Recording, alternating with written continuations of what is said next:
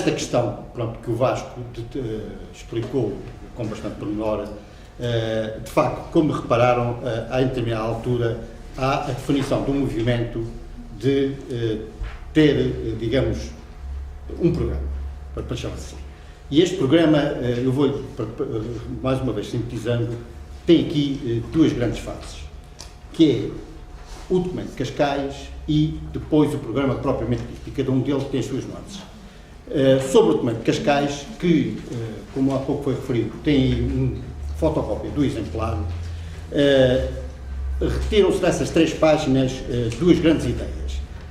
A ideia de ultramar tem que ser uma solução político-militar e a ideia da democracia política. Ora bem,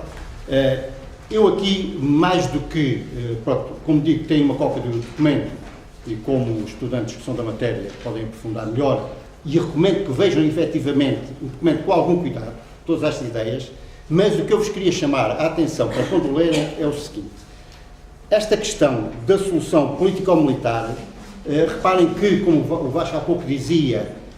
pela primeira vez é enunciada no Portugal e o Futuro, mas dizer que a solução do ultramar tinha que ser uma solução político-militar, uma solução política e não militar, isto é um passo extraordinário que é dado naquela altura. Em março de 73, dizer que a solução do ultramar tinha que ser política é de facto já um ato de coragem muito grande. E mais ainda vos quero dizer, e recordam-se todo o problema do Causa, todas aquelas reuniões, todos os problemas do final de 73, e quando o movimento se começa a falar em coisas políticas. Falar nas questões do ultramar, não se esqueça que o regime dizia que a pátria, o ultramar não se discute, defende-se. Discutir isto na sociedade civil era complicado. E eu chamo-vos a atenção mesmo,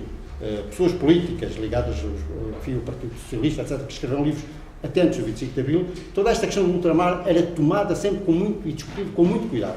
Era sempre tratada com muito cuidado.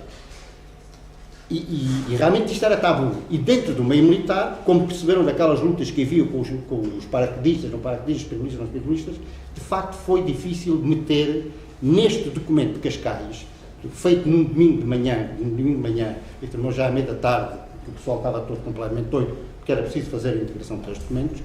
deixar passar esta questão do ultramar, falar no ultramar, de facto foi difícil, muito difícil, mas, repito mais uma vez, é importante salientar-vos que nesse documento a questão de que a solução do ultramar é política está lá perfeitamente explicitada. A outra questão, que é tão tabu como essa, não era tão vivida, porque a questão da guerra estava ali, é o problema de falar em democracia política. Enfim, para nós agora temos democracia... Não, naquela altura, escrever isto num documento, escrever isto para militares, e por militares, foi um passo extremamente importante. Era, digamos, do documento de Cascais, repito, integrando todo este contexto que o Vasco provavelmente descreveu bastante bem, chamamos a atenção, e quando lerem esse documento, tentem ver, aliás, se repararem, o documento é um pouco dissonante em termos das ideias, há ali as coisas avançam, atrasam, depois fala-se de mundos específicos, coisas que não se percebem e que nos dava confusão, sobretudo aqui à juventude que estava metida neste papel e ficava sempre tudo com estas palavras todas, mas, repito, tentar meter que a questão do ultramar era política e que tinha que ir para uma solução de democracia política foi um passo extremamente importante e difícil de conseguir, digo difícil de conseguir naquele contexto e dentro de nós militares.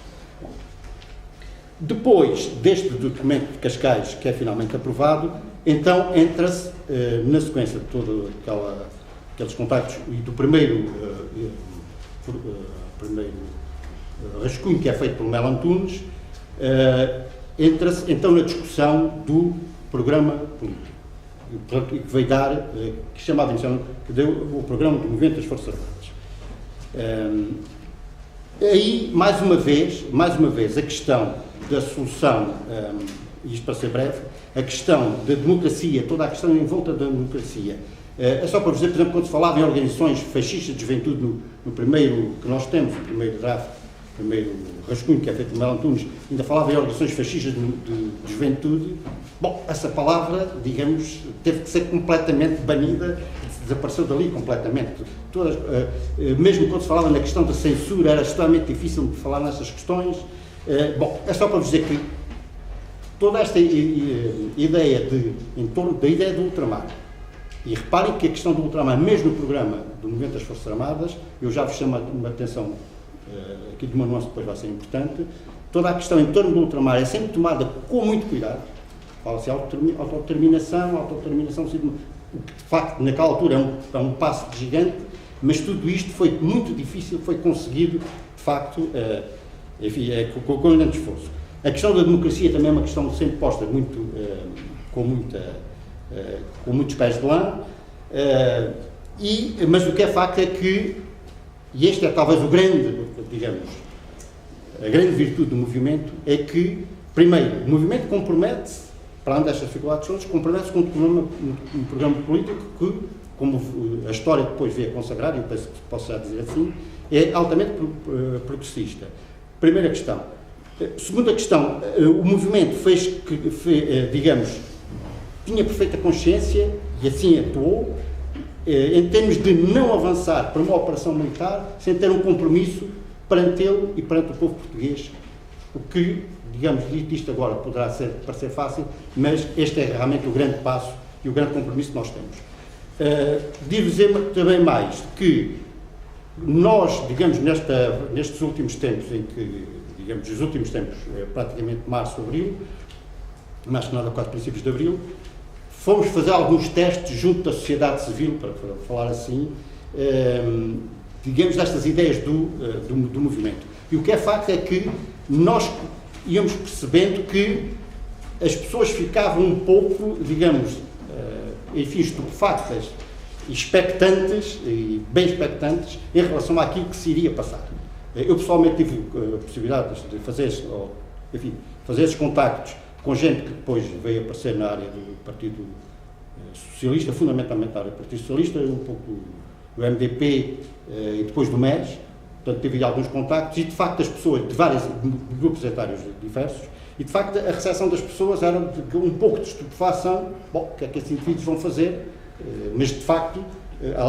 alegremente, digamos, receptivos à questão. Mas também vos quero chamar em relação à questão do programa, e quase para terminar, que é o seguinte, é que nós, para além de fazermos o programa, tivemos o cuidado de, e na prevenção, porque esta coisa, quem vai para a guerra nunca sabe se ganha, deixar cá fora exemplares distribuídos daquilo que era o programa das Forças Armadas. Eu quase terminava aqui chamando a atenção do seguinte, têm convosco dois documentos que são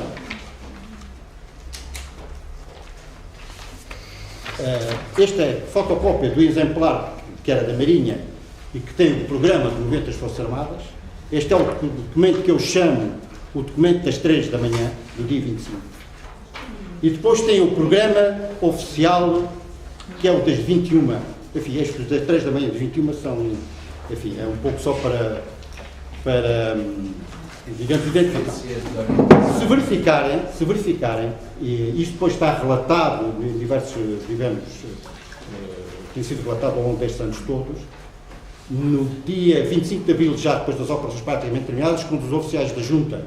portanto, o general Spina concretamente, avançam para a Pontinha, há uma discussão em torno deste documento do programa que nós tínhamos deixado, o das 3 da manhã. De qualquer maneira, este programa das 3 da manhã, e que tinha sido distribuído vários exemplares na previsão do que é que iria suceder, era acompanhado mais de quê? De uma proclamação do movimento, que portanto, o movimento faria uma primeira proclamação. Isto mais ou menos estava programado à boa maneira militar. Havia um documento com a proclamação que a Junta faria. Havia um protocolo entre o movimento, havia um protocolo entre o movimento e a Junta de Salvação Nacional.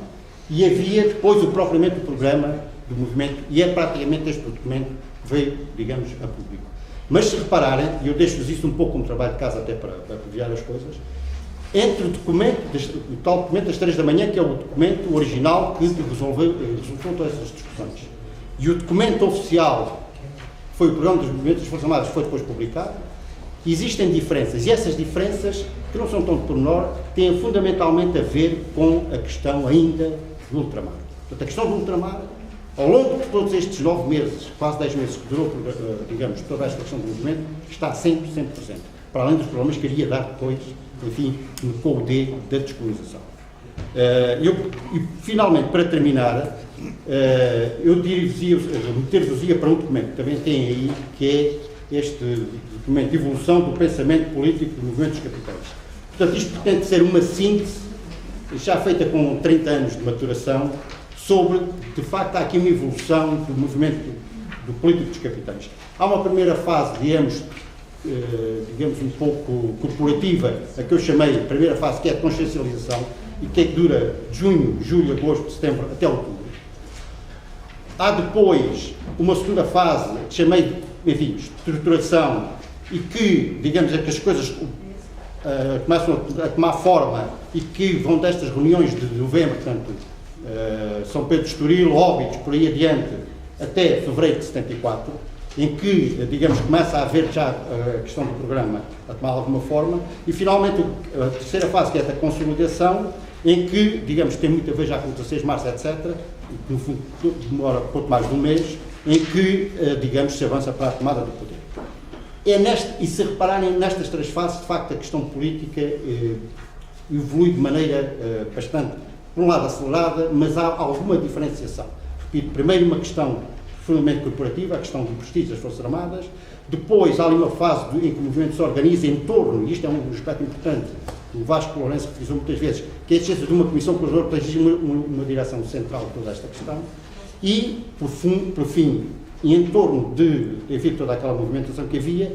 e na base de um programa com ideias políticas bem definidas em relação ao que era o ultramar, em relação ao que era a democracia, de facto o programa avança para a tomada do poder que consegue na manhã de 25 de abril de 74. Já agora, em relação um pouco à pergunta que fez, porque é que não havia um líder a tudo isso? O Vasco referiu, de princípio, bastantes vezes, que, primeiro, éramos todos jovens e todas estas decisões eram tomadas em caráter, de facto, democrático. Havia votações, reparem, há bocado pediu-os, quantos é que votaram a favor disto, votaram a favor. De facto, havia uma democracia, ainda que clandestinidade, ainda que em cima do estirador, do arquiteto lá no terceiro, as coisas funcionavam em termos democráticos e foram funcionando em termos democráticos. E houve, de facto, este grande mérito que isto sirva também para a nossa história atual, do movimento de congregar, digamos, o denominador comum de todas estas tendências que haviam, que eram diferentes, eram os partidos por um lado, os peronistas por outro, a Marinha por outro, a própria Força Aérea, dentro do Exército também havia correntes diferentes, havia uns que queriam dar um tal golpe, outros que não, mas houve esta capacidade congregadora e democraticamente fomos gerindo a crise e chegámos a esta fase. Portanto, era isto que eu gostaria de dizer. Já agora, para terminar, sobre a questão do General Caluça, tem um documento que é estes chefes que nos dirigem. Este documento tem bastantes anos, é mais velho que o 25 de abril. Este documento era distribuído por nós no curso de Estado-Maior na Marinha no ano de 73. Eu gostava de agarrar aqui uma coisa que o Contreiras disse, para salientar aqui o aspecto em relação ao programa. Se recordam, quando eu falei no livro Portugal e o Futuro, eu fiz referência precisamente ao facto do Jornal Spínola fazer duas afirmações concretas nesse livro. Eu tirei duas afirmações dele. Uma é de que tenho a plena consciência, ou tinha a plena consciência de que já era tarde. Ele vem escrever isto, escreve isto no programa, no livro, e outra é que reconhece que os povos têm o direito à autodeterminação. Ora, o programa que o Contreiras vos referiu, e que ele diz que é o programa das 3 da manhã, tem uma linha que diz que se reconhece que os povos têm direito à autodeterminação. O programa das 21 horas, que é o que resulta da pontinha, por imposição do Jornal Spínola, retira essa linha e, portanto, vai lançar uma confusão, ele recua extraordinariamente, vai lançar uma confusão tremenda no país, junto dos movimentos de libertação. Ainda ontem estive num debate em Coimbra, precisamente sobre esses sistemas, no âmbito das comemorações do 25 de Abril, em que estes pormenores foram perfeitamente lá salientados, e o que é facto é que o Jornal Spínola, com este recuo das próprias posições que tinha assumido quando foi do livro Portugal e o Futuro, só vem no dia 27 de julho de 1974 assumir, de facto, publicamente, que os povos têm direito à autodeterminação com todas as consequências. Profundamente contrariado, profundamente empurrado por nós, pressionado por nós, mas contrariado, assume, simplesmente já tinham passado 93 dias desde o 25 de Abril, com consequências terríveis. Isso nós devemos tratar depois no outro tema, mas eu queria dizer-vos que logo no dia 25 de Abril,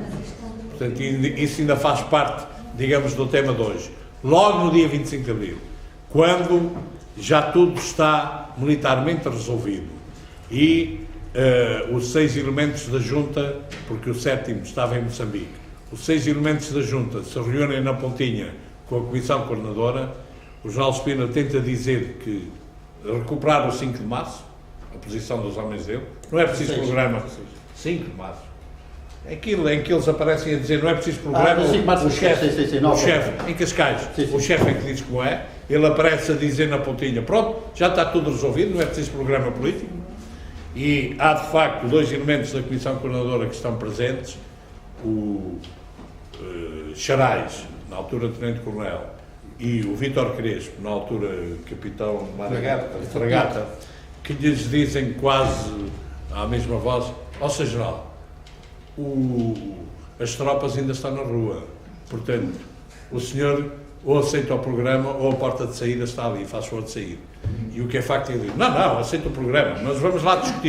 discuti-lo com estas consequências que foram aqui referidas.